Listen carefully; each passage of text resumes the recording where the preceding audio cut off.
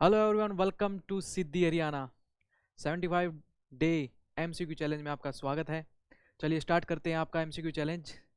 आपका time tick tock कम होता जा रहा है। अपनी प्रिपरेशन को मेंटेन रखिए और ऐसे ही अपनी तैयारी को करते रहिए। चलिए first question, which of the following is not preservative. तो आपका जो डल्सिन है, सोडियम बेंजोएट है, पोटाशियम पोटाशियम मेटाबाइसल्फाइट है और जो सोर्बिक एसिड सोल्ट है। तो आपको इसमें बताना है कि कौन सा आपका प्रिजर्वेटिव नहीं है। तो जो डल्सिन है ये आपका है आर्टिफिशियल स्वीटनर।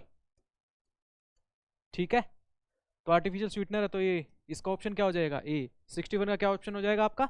ए। नेक्स्ट क्वेश्चन, टू स्टेटमेंट्स देख रखिए, असर्शन है, नेक्स्ट आपका रीजन बताना है कि biogas contain large amount of methane, okay, which can be used as a fuel for several purposes as it releases no smoke or residue. It should be considered as a good and a safe source of energy. Okay, biogas also contain carbon dioxide and the higher content of carbon dioxide contribution to lower energy of the biogas in compromise to natural gas. तो ये इसका assertion है but इसका reason ये नहीं है। तो इसमें आपका कौन सा ऑप्शन हो जाएगा कि करेक्ट आंसर है बट आपका एक्सप्लेनेशन करेक्ट नहीं है, तो इसका ऑप्शन आपका हो जाएगा B. Before the inception of 5 year plan जो है आपका इंडिया का, which of the these plans were in existence. तो आपको ये बताना है। देखो अब अगर आपको मैंने आपको यही बताया कि 5 ईयर प्लान की हमारी जो शॉर्ट वीडियोस हैं यूट्यूब पे आप वो देख सकते हैं, 15 to 30 सेकेंड्स की हैं। आप कंटिन्यू फटाफट देखेंगे उनको तो आपको समझ आ जाएगा 5 ईयर प्लान आपके लिए कितना इंपॉर्टेंट है। और जो आपका हरियाणा का जो सिविल सर्विस का एग्जाम है उसमें ये एक क्वेश्चन लगभग आता ही आता है। तो आपको ये करने बहुत ज़रूरत है, इनकी करने की बहुत ज़रूरत है आपको। ठीक है, चलो तो अगर आपको पता होता कि 5 ईयर प्लान जब अपना फर्स्ट 5 ईयर प्लान आया तो उससे पहले कौन कौन से प्लान चल रहे थे वो इंपॉर्टेंट हो जाता। तो कौन कौन से थे आपके? सर्वोदय प्लान एंड आपका बॉम्बे प्लान, राइट। तो आपका 2-4 ऑप्शन हो जाएगा, तो इसका ऑप्शन क्या हो जाएगा? सी। ओके, चलो, which of the following is are true in respect of electric current use at your home. Okay, microwave oven and television use DC current, refrigerator and washing machine use AC current, air cooler जो है and air conditioner use the AC current, और most of the device use 220 ampere current, और magnitude of current passing through different device is same. Magnitude of current passing through different device is same नहीं हो सकता। तो आपकी fifth statement नहीं है। तो आपकी कौन कौन सी स्टेटमेंट मैच हो रही है? तो आपकी ओनली सेकंड एंड आपकी थर्ड स्टेटमेंट मैच हो रही है, क्योंकि यही आपका एसी करंट लेता है। माइक्रोवेव ओवन और टेलीविजन भी आपका एसी करंट लेता है, तो फर्स्ट स्टेटमेंट भी आपकी डिलीट हो जाती है और 2 एंड 3 आपकी ओनली ऑप्शन करेक्ट हो जाता है। ठीक है, चलो यही है ना? हाँ ठीक है, चलो। Consider the following statement, the magnetic field lines emerge from north pole to merge at south pole. बिल्कुल सही बात है आपका। ये अगर मैं नॉर्थ पोल है साउथ पोल है ऐसे ही आते हैं ना, राइट? ऐसे ही मैग्नेटिक फील्ड जाता है आपका। ठीक है, अंदर से भी जाता है। तो magnetic field lines emerge from the north pole and merge at the south pole. ठीक है, ये statement of a bar magnet. The direction of magnetic field is taken to be the direction in which the north pole of compass needle moves. Okay, there is no magnetic field inside the bar. तो मैंने तो inside से, जो बार की inside से भी तो magnetic field जा रहा है, तो ये बात गलत हो गई। तो थर्ड स्टेटमेंट आपकी जैसे ही गलत होती है तो कौन कौन सी स्टेटमेंट डिलीट हो रही है आपकी? First and D statement. Then the relative strength of magnetic field is shown by the degree of closeness of the field line. तो ये आपकी स्टेटमेंट गलत नहीं है। ठीक है, तो कौन कौन सी सही होगी आपकी? 1, 2 एंड आपकी 4, क्योंकि आपकी थर्ड स्टेटमेंट थी वो गलत हो गई है, तो सी आपका करेक्ट हो गया है। ठीक है, तो फोर्थ स्टेटमेंट से तो आपकी दो स्टेटमेंट्स डिलीट हो गई ना थर्ड स्टेटमेंट से, तो ये तो सारे ही हो गया ना। ये भी कट गया, ये भी कट गया, ये भी कट गया, तो ये तो एलिमिनेशन से ही हो गया ये सोल्व। ठीक है, चलो। Consider the following statement, electric motor convert the electric energy into the mechanical energy. Electric motor वो आपकी कन्वर्ट करती है? बताइए खुद ही। करती है। Electric generator convert the mechanical energy into the electrical energy. ठीक है, the both electric motor and generator work on the same principle. क्या ये सही बात है? नहीं, अलग अलग प्रिंसिपल्स हैं दोनों के। ठीक है, तो आपका सी ऑप्शन हो जाएगा 1 एंड 2। चलो ठीक है। When an ultrasound travel from one medium to other medium, its wavelength, frequency and speed changes. No, right?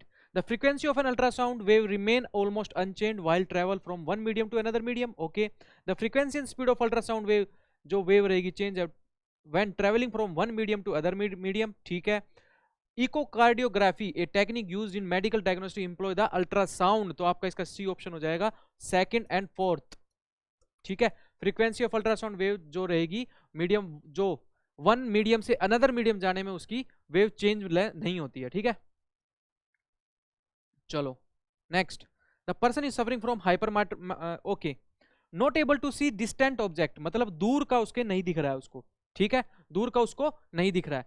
The person is suffering from hypermetropia, नहीं, मायोपिया होता है वो। ठीक है, तो फर्स्ट स्टेटमेंट आपकी गलत हो गई। Second, the defect may be have been caused due to the excessive curvature of the eye lens or the elongation of the eyeball. Okay, the defect can be corrected by the using the concave lens of the suitable power. बिल्कुल सही statement है। तो आपकी कौन सी statement सही होगी? Third statement सही है। किस में है थर्ड स्टेटमेंट? दो स्टेटमेंट्स में है इसमें, बट मैंने फर्स्ट स्टेटमेंट को गलत बता दिया था, तो थर्ड स्टेटमेंट किस में है? बस डी में। तो इसका ऑप्शन क्या हो जाएगा? D.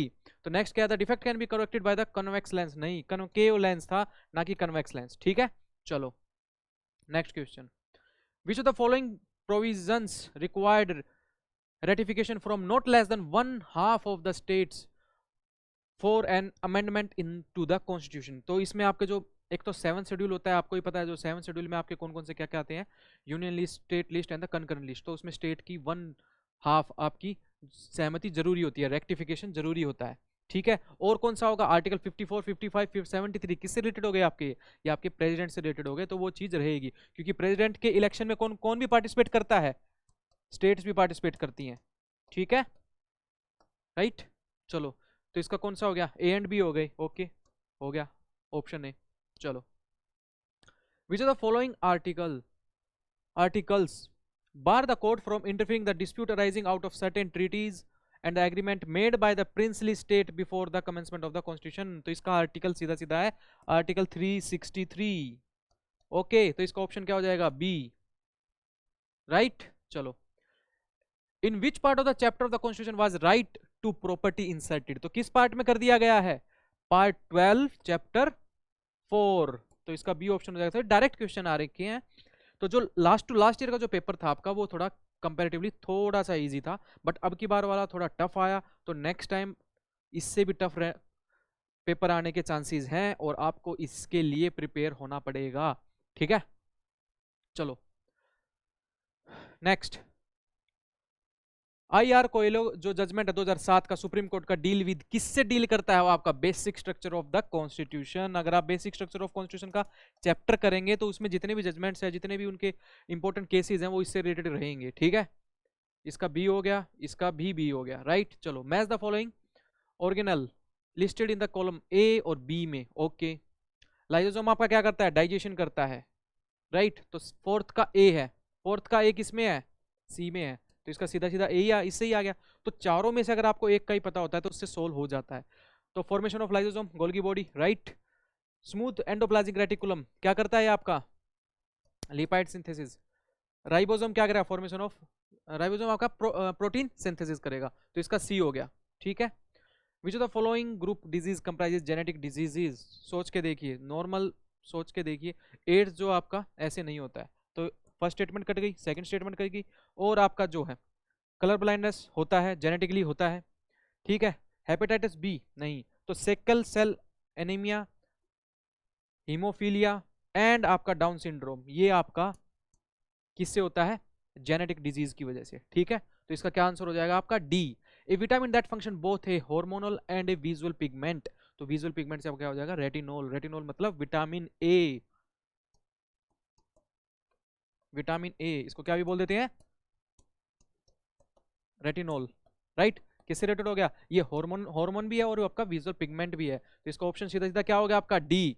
The total percentage of carbon present in our human body, तो ह्यूमन बॉडी में ऑक्सीजन कितना है, कार्बन कितना है, ये आपको पता होना चाहिए। तो आपका कार्बन कितना है? 18 to 19%, तो इसका ऑप्शन क्या हो जाएगा आपका? ए। कितने सिंपल क्वेश्चंस आ रहे हैं, वन लाइनर क्वेश्चंस आ रखे हैं लास्ट टू लास्ट ईयर वाले HCS एग्जाम में। ठीक है, कोई नहीं, इससे और अच्छे क्वेश्चंस हैं अभी। अब आपका जो चैलेंज जो चल रहा है, इसमें हम जो हमारा ये कंप्लीट होते ही अपने मोस्ट एक्सपेक्टेड क्वेश्चंस पे काम करेंगे। ठीक है, और इस पे करने के बाद आपका कॉन्फिडेंस लेवल अलग ही हो जाता है। बस इसका आप रिवीजन करते रहिए। देखिए, अब विटामिन का फंक्शन आपको ये पता चल गया इस लाइन से कि हार्मोनल और विजुअल पिगमेंट का कौन सा है, तो आपका रेटिनोल हो गया। ठीक है, नेक्स्ट क्या पता चला आपको, टोटल परसेंटेज ऑफ कार्बन पता चल गई आपको अब इस क्वेश्चन से, का कितना है 18 to 19% है आपका। चलो, during expiration the air will leave the lungs when press inside the lungs must became क्या, higher than the atmospheric pressure. तो इसका सी हो जाएगा, जब लंग्स का मतलब हम अपना एयर प्रेशर छोड़ते हैं तो higher than the atmospheric pressure हो जाता है उसका inside the lungs. Select the correct options from the code given below about the greenhouse gases from the following. Okay, methane, CH4, nitrogen, right. Then water vapors. Okay, सबसे ज्यादा water vapour होते हैं, आपको ही पता है। ओके, तो water vapour रहेगा आपका। ठीक है, कौन कौन से हो गए, 3 हो गए, 1 2 एंड 4 किसमें है, 1 2 1 3 एंड 4 सॉरी, नाइट्रस ऑक्साइड है। ठीक है, nitrous oxide 1 3 and 4। Next Padma award, तो ये आपका करंट से रिलेटेड क्वेश्चन हो गया है। ठीक है, करंट से रिलेटेड क्वेश्चन क्या हो गया, क्योंकि आपका जो उस टाइम में जो करंट अवार्ड दिया गया था, देखो अब इस क्वेश्चन को करने के लिए अब मैं क्या सोचूंगा कि मुझे इतना इसका सारा नॉलेज होनी चाहिए, बट आपका हरियाणा का एग्जाम था। अब आप हरियाणा एग्जाम से क्या याद आ जाएगा, देवेंद्र झाझरिया, राइट। देवेंद्र झाझरिया किस में मिला आपको, स्पोर्ट्स में। मैं सीधा देखूंगा सेकंड, तो डी का सेकंड किस ऑप्शन में है, खुद देखो, ए की ऑप्शन में है जो कि है ए, तो इसका ऑप्शन ए हो गया है। अब हरियाणा के करंट का अगर आपको नहीं पता होगा, हरियाणा के करंट में जो पद्म अवार्ड है वो किसको मिला ये नहीं पता होगा तो कैसे चलेगा। पर बात रहे, अब इसका देखो करके देखो, पर बात रहे आपके 5 8, तो ये तो देखो उस टाइम में करंट का हो गया, अब इस टाइम में करंट का आपका इंपॉर्टेंट हो गया है। बट ये और याद रखना कि हरियाणा में किसको मिला है ये और इंपॉर्टेंट हो जाता है, और इससे आपका इजिली क्वेश्चन सोल्व हो जाता है। ठीक है, चलो list 1 and list 2। Okay, D के कार्वे आपको तो याद ही है, किससे रिलेटेड है डी के कार्वे, वुमेन एम्पावरमेंट से रिलेटेड है, पाइनियर ऑफ वुमेन एम्पावरमेंट। तो ए का क्या होगा आपका 4, ए का 4 किस स्टेटमेंट में है, ए की में है। तो देखो हिस्ट्री का अगर आपने सोशल रिफॉर्म्स अच्छे से कर रखा होता तो ए की स्टेटमेंट से आपको सारा पता चल गया। बट अब ये देखो, अब ये देखो कि जो बाकी हैं ये भी इंपॉर्टेंट है। अब मैं कह दूं आपको ओल्ड गांधी किसको बोला जाता है, ये इंपॉर्टेंट है आपके लिए। तो ये इंपॉर्टेंट कैसे है, आपको किसको बोला जाता है, मतंगिनी हजरा, इसको बोला जाता है ओल्ड गांधी। ठीक है, और लक्ष्मण नायक को क्या बोला जाता है, गांधी ऑफ मालकनगिरी। ठीक है, और सचिनानंद, हीरानंद, वत्स्यायन और अज्ञेय, इनको क्या बोला जाता है, Hindi literature of the revolutionary, Hindi के लिटरेचर और आपके रिवॉल्यूशनरी। तो ये आपके लास्ट के क्या हो जाते हैं, डी। तो ये इंपॉर्टेंट हो गए। देखो डी के कार्वे का मुझे पता था वुमेन एम्पावरमेंट के लिए, तो जो बाकी नहीं पता था उनको एनरिच कर लो अपने अंदर। ठीक है, तो ऐसे आपके आज जल्दी जल्दी क्वेश्चंस हो गए, क्योंकि वन लाइनर क्वेश्चंस थे, ये याद रख लेना। मीथेन था और आपका नाइट्रस ऑक्साइड था, नाइट्रोजन नहीं था सॉरी। ठीक है, तो इसका ऑप्शन क्या हो जाएगा आपका ए, 1 3 एंड आपका 4। ठीक है, तो ये याद कर लेना। तो ये सारे क्वेश्चंस ऐसे करो, क्योंकि आपके वन लाइनर थे इसलिए जल्दी हो गए, बट आने वाले टाइम में और अच्छे क्वेश्चंस लेके आएंगे, मोस्ट एक्सपेक्टेड क्वेश्चंस लेके आएंगे, हरियाणा के करंट अफेयर क्वेश्चंस भी मिक्स करेंगे, मिक्स करके आपको एक बढ़िया सा पैकेज दे देंगे। ठीक है, तो अपना बस इनका रिवीजन करते रहिए, इनके सॉल्यूशन अपने अकॉर्डिंगली इनको एनरिच भी करते रहिए। आपके इंपॉर्टेंट जो आपको लग रहा है कि ये मेरे लिए इंपॉर्टेंट है, ये इसका तो मुझे पता ही था, तो उसको छोड़ दीजिए, कोई दिक्कत नहीं है। बट जिस क्वेश्चन के बारे में आपको नहीं पता था उस क्वेश्चन को एनरिच कर लीजिए अपने अंदर। ठीक है, क्योंकि आने वाले टाइम में, क्योंकि ये है आपके लास्ट ईयर क्वेश्चंस पेपर, उसके बाद मोस्ट एक्सपेक्टेड क्वेश्चंस भी कराएंगे, बट ये जो लास्ट ईयर क्वेश्चन पेपर है ये उनसे भी इंपॉर्टेंट हो जाते हैं। क्या पता, वही बात है, 100 क्वेश्चन करने से आपके क्या पता 2 क्वेश्चन ठीक हो जाए, तो इसलिए इनको करना बहुत जरूरी होता है, और इनको अच्छे से अटेम्प्ट कीजिए और अपना रिविजन को मेंटेन रखिए। ठीक है, थैंक यू।